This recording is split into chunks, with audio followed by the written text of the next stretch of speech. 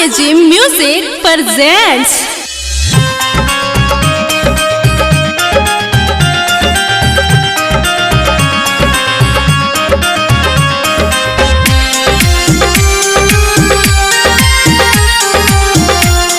recording by Balaji Music Kotoa, music by Sumi Kuswaha.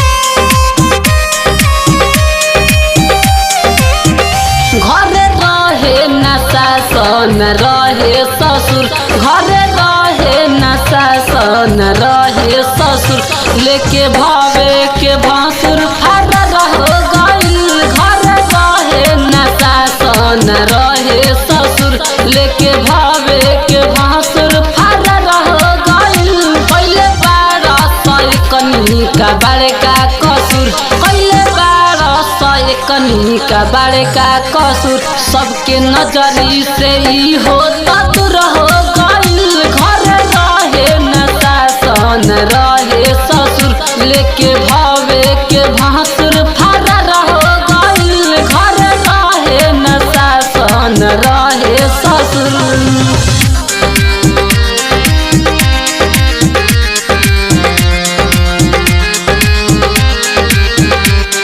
Recording by Balaji Music Kotoa. हो सुना सुना भावे भसुर के कहानी, लेके बा भागल बढ़ल परेशानी, लेके बा भागल बढ़ल परेशानी।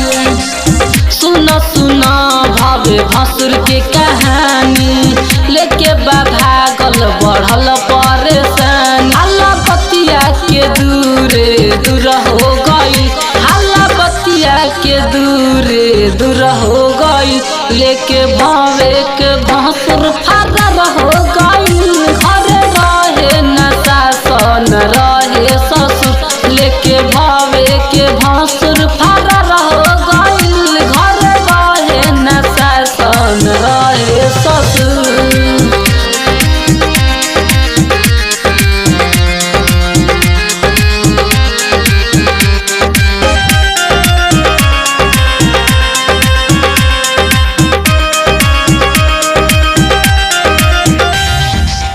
टोला में कांड भइल बा बरियारी, सुनाए भाई राइटर विकेश बिहारी, सुनाए भाई राइटर विकेश बिहारी।